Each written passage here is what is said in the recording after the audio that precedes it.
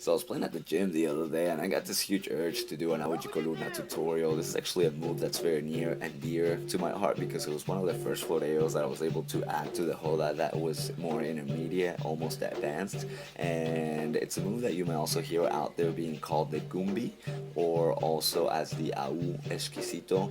And I use it a lot in the joda, and on top of that I've actually been teaching a few friends how to do this move, and I find that they're responding very well to it, and I have a bit of an original take to it, so I figured I'd share it with more people, see if it helps you out. So with that, let's get started. And the way that this move works, it starts from the au. So this is one of the fundamentals that you really need to get down, just in general for capoeira, but specifically for this move. So you want to make sure that you're adding strength to the kick so that you have speed to it. You also want to have control with it, and then little by little start getting used to pushing your feet to the back. So basically what you want to do is you want to stick your chest out forward and push your hips back as well as your feet, and then little by little start building on top of that.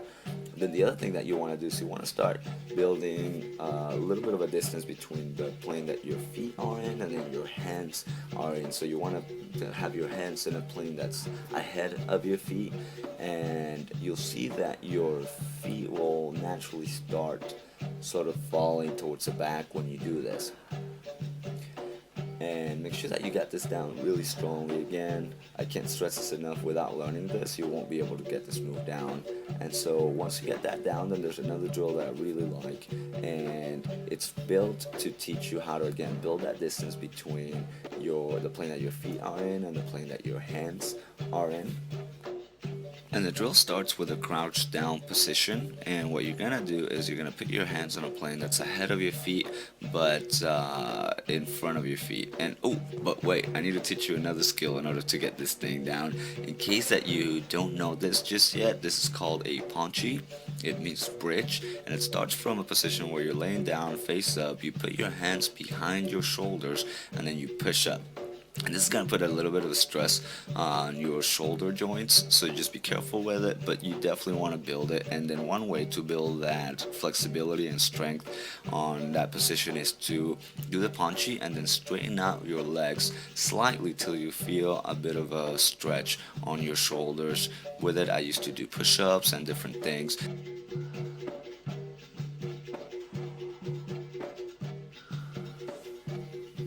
And now we can go on. So as I was saying, the way that I sort of rationalized what the Coluna was is that it's basically an AU where your feet are in one plane, your hands are in another. And so the closest thing that would help me to kind of get used to that motion and get a feel for it was by doing punchy drills. And as I was saying, you want to go ahead and put your feet in a crouch down position, your hands put them in front of you, and then start doing a punchy. And as you do that, remember that you're going to twist your wrist sort of to the extreme opposite, so that way you can go ahead and do the punchy and slowly get used to it. At the beginning I was really bad at this. It took me some time to get comfortable with it. But what you want to do is you want to do this drill till you are able to sort of add a little bit of speed to it, and it really helps you get a feel for how your body feels while it's upside down and bent over in that awkward coluna position. I found that when I first used to do this, and still to this day, sometimes when I get upside down, my bars get crossed, I don't know what to do, and everything just goes blank. So I figured I would compensate by building some muscle memory and getting my body in that awkward position without having to do that sort of scary leap of faith. So then what I would do is to add a little bit of a hop into it. And I will tell you, you're probably gonna fall the first time that you do this, but the height is not that bad. You're basically gonna land on your back, and it's okay. And little by little, then I just started doing the hops. Once I got comfortable with that, then I started adding a little bit more of a hop, but not too much, because the good thing about the Auge Coluna is that the closer your feet are to the ground, the better it looks. It sort of shows more control, more flexibility, and it looks really nice. And so just take your time. This is something that to me it took me actually a few months, but it was definitely worth it. And now I want to show you a few ways to get into it. This is basically the Auge Coluna, going to it from a fake quechada movement, and basically bring your foot to the back as you do the queixada movement. You can also do it from a melody Frenchy as well.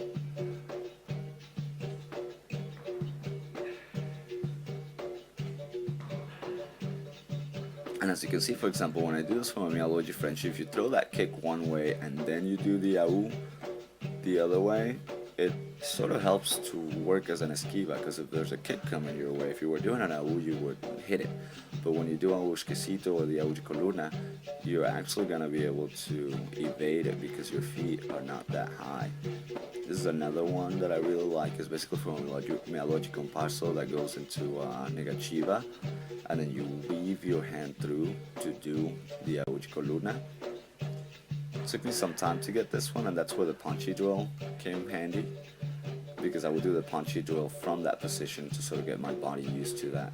And so again, you go ahead and weave your hand through and then do the jump.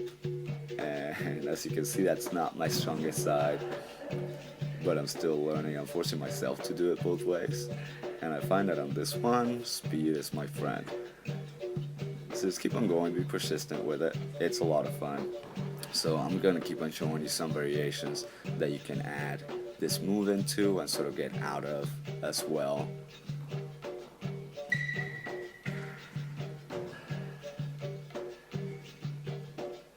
This is for my fake melody compasso.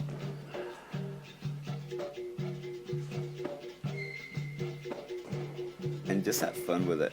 Just take your time. One of the things that I find it's almost therapeutic and a lot of fun is I basically go into the gym and I'll start focusing on one move, and I'll try to think of ways of getting in and out of it so that I can go ahead and add the combinations in the and have fun. And that's pretty much it.